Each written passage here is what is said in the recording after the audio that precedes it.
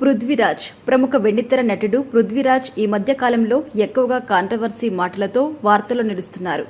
ఇదే క్రమంలో ఫిబ్రవరి 9న విశ్వక్సేన్ హీరోగా నటించిన Laila cinema pre release event నిర్వహించగా ఈ కార్యక్రమంలో వైసీపీ పార్టీని ఇండైరెక్ట్ గా టార్గెట్ చేస్తూ చేసిన కామెంట్లు అటు వైసీపీ ఫ్యాన్స్ నే కాదు ఇటు అల్లు అర్జున్ ఫ్యాన్స్ ని కూడా పూర్తి స్థాయిలో హర్ట్ చేశాయి.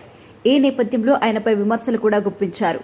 అంతేకాదు ఈయన నటించిన లైలా సినిమాను బైకాట్ చేయాలి అంటూ సోషల్ మీడియాలో సంచలనం సృష్టించిన విషయం తెలిసిందే.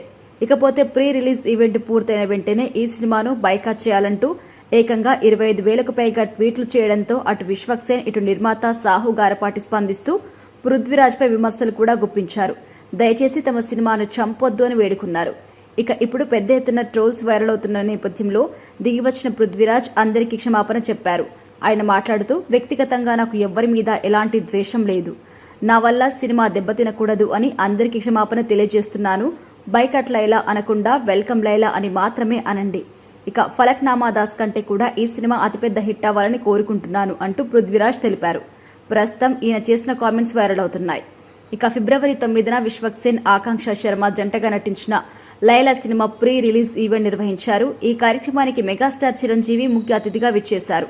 అయితే చిరంజీవి ఈ కార్యక్రమానికి వచ్చినప్పుడు ఆయన్ను రిసీవ్ చేసుకోవడానికి విశ్వక్ నిర్మాత సాహు గారపాటి వెళ్లిపోయారు. ఆ సమయంలో స్టేజ్పై పృథ్వీ మాట్లాడుతూ అనుచిత వ్యాఖ్యలు చేశారు. ఆయన మాట్లాడుతూ ఈ సినిమాలో నేను ఒక క్యారెక్టర్లో నటించాను. ఒక షాట్లో భాగంగా ఎన్ని మేకలు ఉన్నాయంటే 150 మేకలు అని చెబుతారు. యాదృచ్ఛికం ఏంటి అంటే చివరికి వచ్చేసరికి 11 మిగిలాయంటూ కామెంట్ చేశారు. ఆయన వైసీపీ పార్టీని దృష్టిలో పెట్టుకుని కామెంట్లు చేసినట్టుగా తెలుస్తోంది. ఎందుకంటే 2019 ఎన్నికల్లో వైసీపీ పార్టీ ఏకంగా 151 సీట్లు కైవసం చేసుకుంది. 2024 ఎన్నికల్లో కేవలం 11 సీట్లకు మాత్రమే పరిమితమైంది. ఈ నేపథ్యంలో వైసీపీని ఇండైరెక్ట్ గా టార్గెట్ చేస్తూ కామెంట్స్ చేశారని అందుకే పృథ్వీపై విమర్శలు గుప్పించారు.